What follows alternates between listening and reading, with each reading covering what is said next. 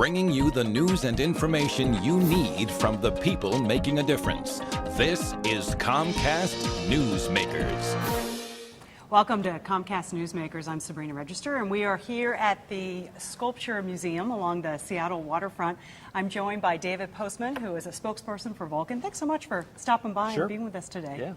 So Vulcan, of course, encompasses so many different ventures or areas. You've got the sports teams, you've got real estate, but a big part is the philanthropy, the Allen Foundation. Yeah. Talk a little bit about how that got started and the different areas where Paul Allen gives. Yeah, the foundation, which is the Paul G. Allen Family Foundation, which is he, his sister, and his mother, is really the way people probably most recognize philanthropy from Paul Allen. But he also gives in a lot of other ways, which is what makes him different than a lot of philanthropists. He has for-profit companies, some you mentioned, like the sports teams. They make donations. He also founded museums, EMP, which is music, which was formed then with science fiction attached to it.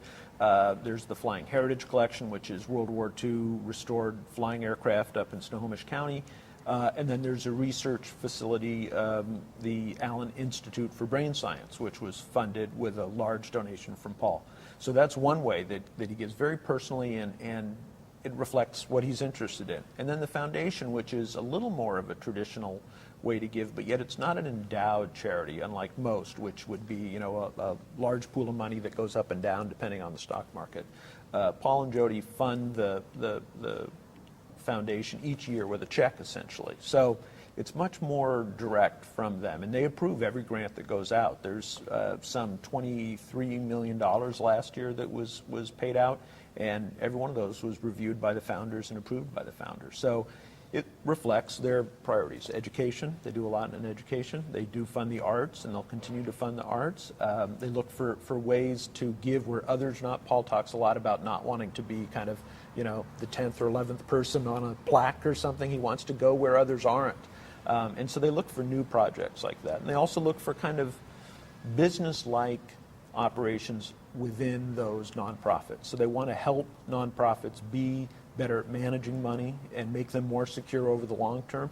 And then even the next kind of extension of that is to the individual. They work a lot on fighting homelessness, family homelessness particularly, in what we call asset building, which is don't just build a shelter, but help those people find loans that they could get at a more reasonable interest rate, or help them buy a car, which is hard for a lot of people to do, which builds that asset base. So they don't go to the payday lending type thing, which has a much higher rate of lending. So it all fits in, there is a theme to all of this giving, but sometimes from the outside people don't get it because it is very personal. And like you said, it's in all these different areas.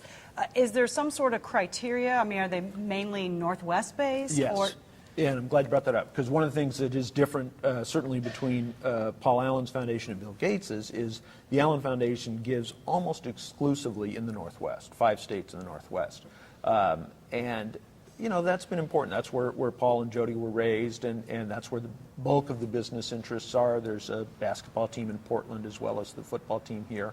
So that's been real important. So it is regional. The grants are, again, in those sort of focus areas. This has got to be a tough time, though, as far as giving. I mean, no one's really immune in this economy. No. It's a tough time for everybody, and it's, the real...